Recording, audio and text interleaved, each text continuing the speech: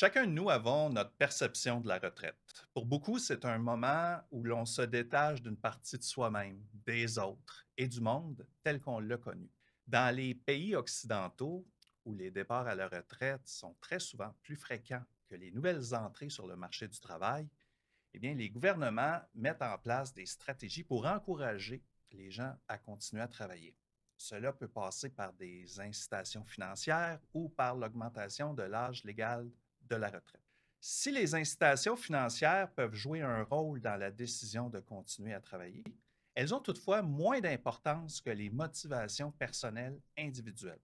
D'ailleurs, des recherches ont montré que les personnes qui considèrent que le travail a avant tout du sens pour elles sont plus productives, plus satisfaites, plus motivées et ont un engagement envers l'organisation qui est plus élevé.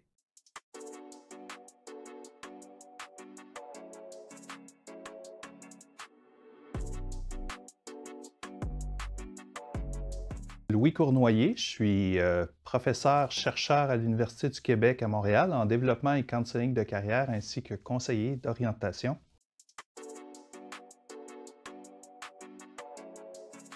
On va les regrouper en trois facteurs: les facteurs personnels, interpersonnels et extrapersonnels. Les facteurs personnels d'abord, bien, ce sont ceux qui relèvent de ce qui appartient à la personne. Donc, c'est des caractéristiques personnelles. Ça peut englober des aspects comme l'autonomie, la flexibilité et le plaisir au travail, ainsi que la stimulation professionnelle, la stabilité financière et la santé physique ou mentale. Par exemple, on pourrait dire qu'une personne qui a une santé fragile pourrait être tentée par une retraite plus anticipée, alors qu'une personne en bonne santé pourrait, elle, décider de travailler plus longtemps. Ces facteurs englobent la reconnaissance et l'utilité sociale, les contacts sociaux, l'appartenance, la situation familiale et relationnelle, mais aussi la santé des proches. Par exemple, plus on avance en âge, plus le travail est une part importante de nos relations sociales.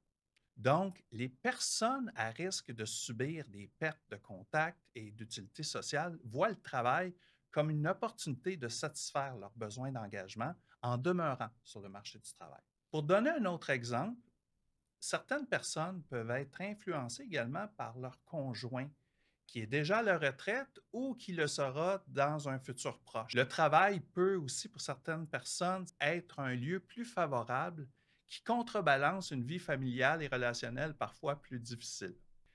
Finalement, on peut penser, toujours dans ce type de facteur, à la nécessité de prendre soin des proches, comme les enfants, le conjoint ou aussi les parents, ce qui peut influencer la décision de se maintenir en emploi ou non en raison du temps et de l'énergie que ça demande.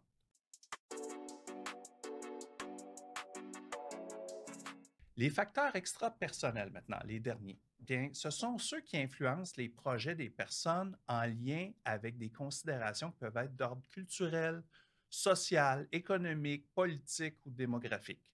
Par exemple, la recherche nous informe que dans les sociétés où les femmes bénéficient d'une plus grande égalité, elles ont souvent des opportunités similaires à celles des hommes pour décider de travailler ou de prendre leur retraite. Également, des études montrent que les hommes sont généralement plus enclins que les femmes à envisager de travailler pendant leur retraite. Pour donner un autre exemple, eh bien, plus une personne a de fortes qualifications et une forte scolarité, plus elle pourra entrevoir des opportunités professionnelles favorables lorsqu'elle décidera ou non de continuer à travailler.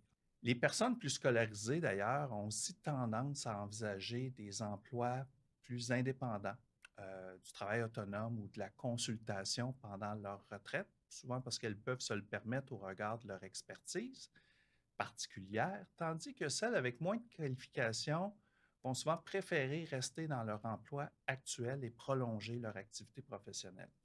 Les niveaux d'éducation plus élevés sont aussi associés à une plus grande probabilité de chercher un emploi à la retraite.